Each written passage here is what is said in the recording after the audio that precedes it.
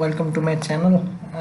As I'm a language of chemistry अंतर्गत certain topic really basics of chemistry गर्ने कुरा गर्नेछौँ, which will be gonna help you people in further हामी फ्युचरमा जति पनि टपिकहरु रिलेटेड chemistry सल्भ गर्नेछौँ, it will gonna help you a lot हैन, it will gonna help you a lot, assistance provide गर्नेछ.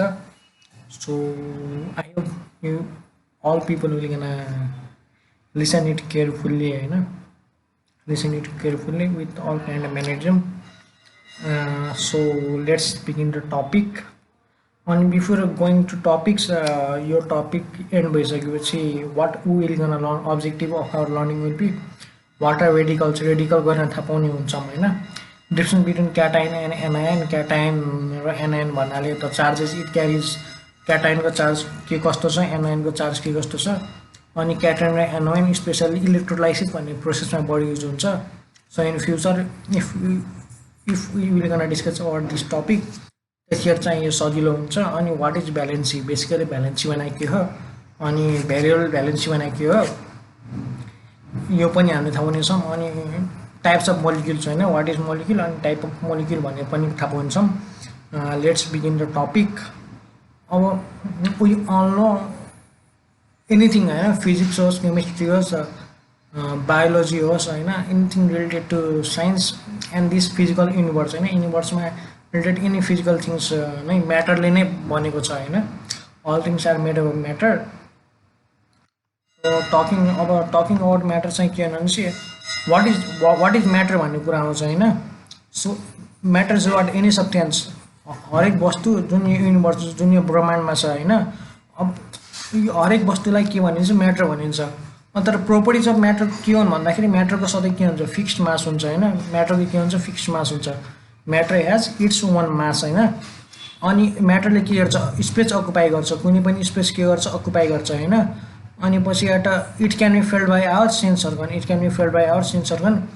फर इक्जाम्पल हामी सोलिडको आइस, लिक्विड हैन, आइस, वाटर र ग्यासको कुरा गरौँ, water vapour.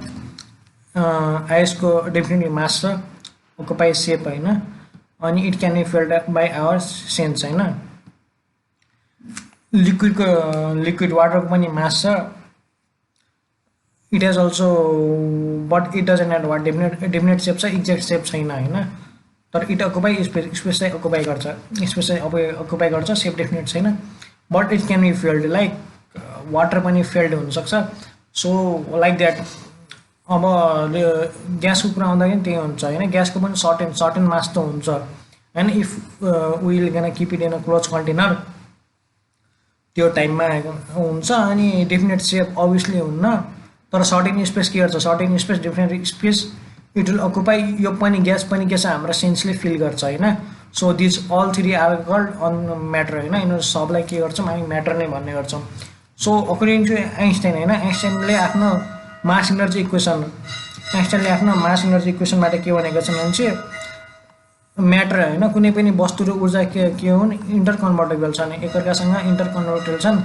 Mass can be energy, इनर्जीलाई चाहिँ मासको रूपमा कन्भर्ट गर्न भन्छ हैन, इन्टर कन्भर्टेबल छन्. यो कसले भनेको, आइन्स्टाइनले in his famous equation, mass energy equation. If there is any kind of disturbance in my background, really sorry for it. म सरी बाहेक अरू केही भन्न सक्दैन हैन. Lots of disturbance going here.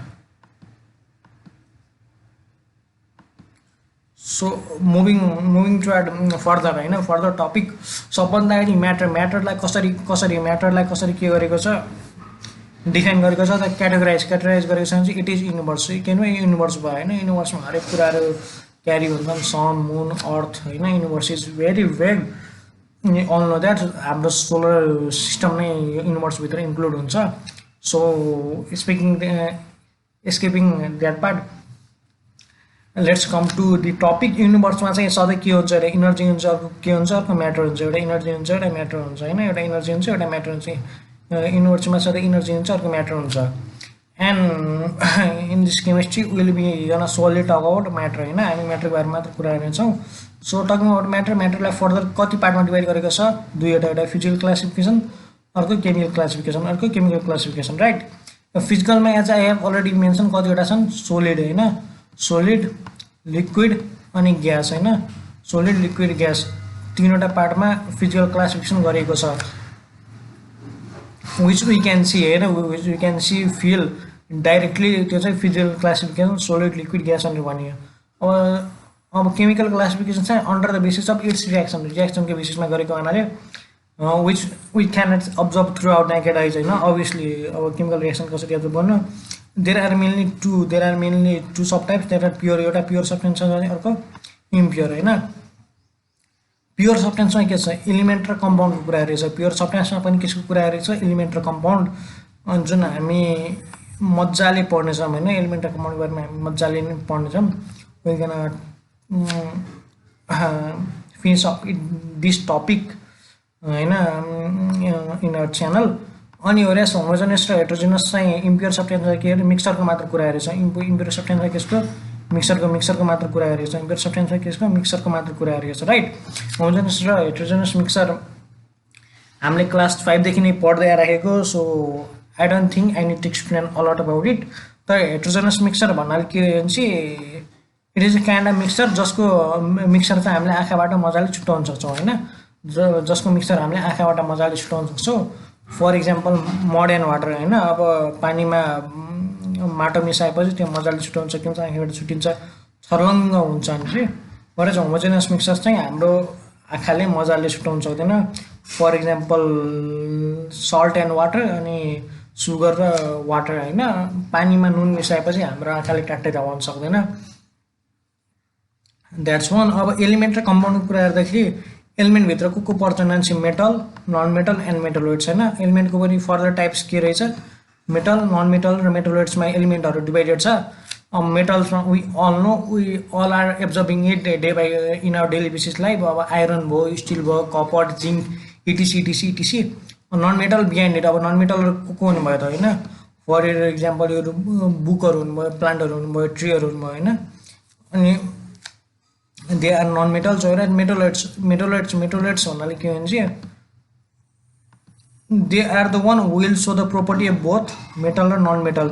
मेटलोइड्सले सधैँ मेटल र नन मेटलको प्रोपर्टी सो गर्न सक्ने खुबी राख्दछ होइन।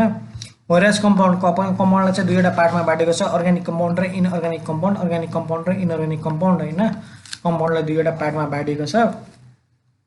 This is about the matter होइन। म्याटरको बारेमा यही हो। अनि इक्जाम्पल होइन, example I have already discuss. एलिमेन्टमा चाहिँ कपर, सिल्भर, गोल्ड र हाइड्रोजन इटिसी पर्छ भने चाहिँ हाइड्रोजन इज अल्सो एलिमेन्ट होइन। We all know that hydrogen, helium, lithium, beryllium, carbon. अनि वेयरएज कम्पाउन्ड सधैँ कसरी फर्म हुन्छ, one two element are cope up होइन। रिएक्सन हुँदाखेरि दुईवटा एलिमेन्ट एकअर्कासँग कोपअप हुन्छ भने कम्पाउन्ड भन्छ, like water, ammonia, methane, etc. अनि टकिङ अबाउट यो के हो, एटम होइन। एटम चाहिँ we all know atom is smallest particle.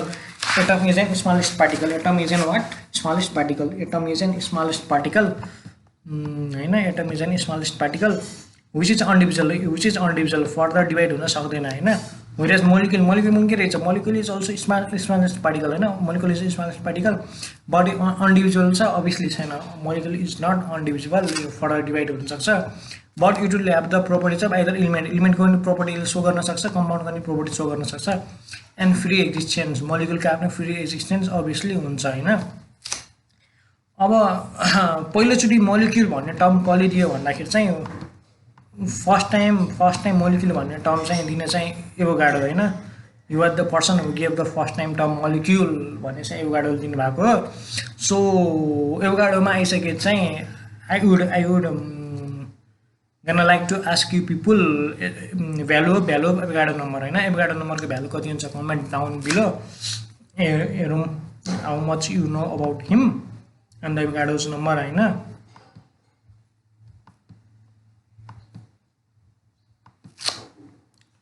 अब मोलिक्युल होइन, मोलिक्युलको फर्दर सब डिभिजन केसमा छ होमोएटोमिक मोलिक्युल र हेट्रोएटोमिक मोलिक्युल होइन। होमो र हेट्रोएटोमिक मोलिक्युलमा यो सब डिभिजन छ। होमोएटोमिकमा के भन्नुभयो, single element, only single element. हेट्रोमा 2 or more than 2 एलिमेन्टले मिलेर बन्ने कम्पाउन्डहरू चाहिँ जति पनि केमा पर्दो रहेछ, हेट्रोएटोमिक मोलिक्युलमा होइन। होमोएटोमिकमा सिङ्गल कम्पाउन्ड, होमोएटोमिकमा ओन्ली सिङ्गल कम्पाउन्ड अनि यो मोलिक्युल चाहिँ कसरी बन्छ भने चाहिँ for example H2 is the combination of 2H होइन, दुईवटा H मिलेर बन्यो, दुईवटा हाइड्रोजन मिलेर बनेकोले त्यहाँ के छ H2 छ। So it will be what homo, homo भन्नाले सेम, होमो भन्नाले सेम होइन, होमोजिनस भन्नाले सेम, होमो भन्नाले सेम, दे आर सिमिलर होइन।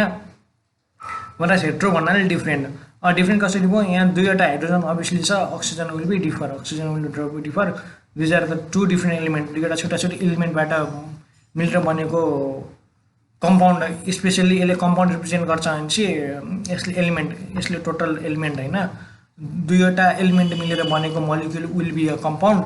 So that's why molecule shows the properties of both element and compound, element र compound बोथको property कसले show गर्छ मोलिक्युलले, बिकज अभियसली दुईवटा एटम मिलेर बनेको मोलिक्युललाई चाहिँ विल गना चाहिँ heteroatomic molecule, in short it will gonna act like a compound होइन।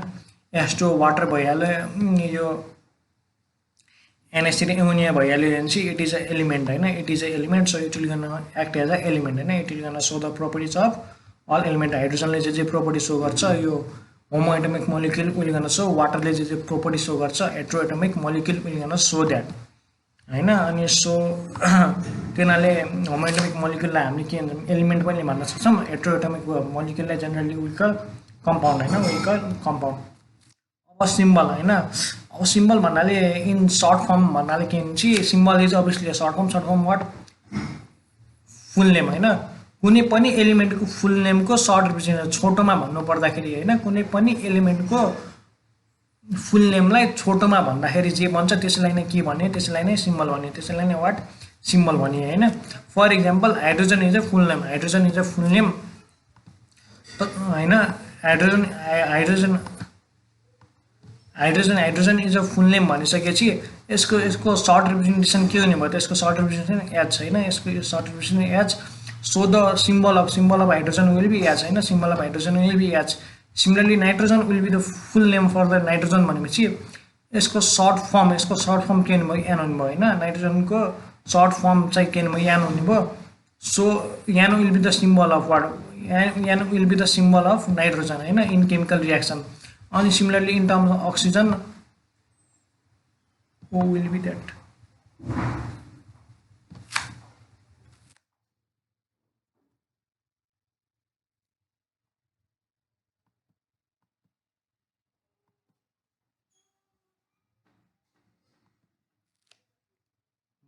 Toward the further topic होइन, अब symbol English word rather they are taken from the Latin word also, like sodium को natrium को short form Na होइन, so sodium is represented by Na, potassium को Latin name kalium, so symbol will be Ka, iron को will be ferrum it's Latin name, so iron will be the symbol of iron is Fe, copper को cuparium, so Cu, silver को argentinium Ag होइन, aurum को gold is for aurum होइन, गोल्डलाई ल्याटिनमा के भन्ने रहेछ aurum, so symbol will be A यो, मरेको हाइड्रोजिरम भनेर भनिन्छ सो एचजी, टिनको स्ट्यानम सो एसएन, अनि लिडको प्लम्बम सो पिबी, अनि एन्टिनियमको स्टुबियम एसपी होइन।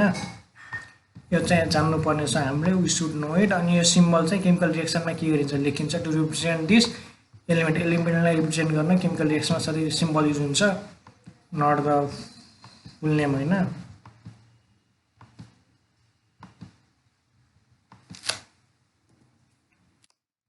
अनि उयो हामीलाई 1 देखि 20 सम्म सबै एलिमेन्टको नाम आउँछ होइन, हाइड्रोजन टु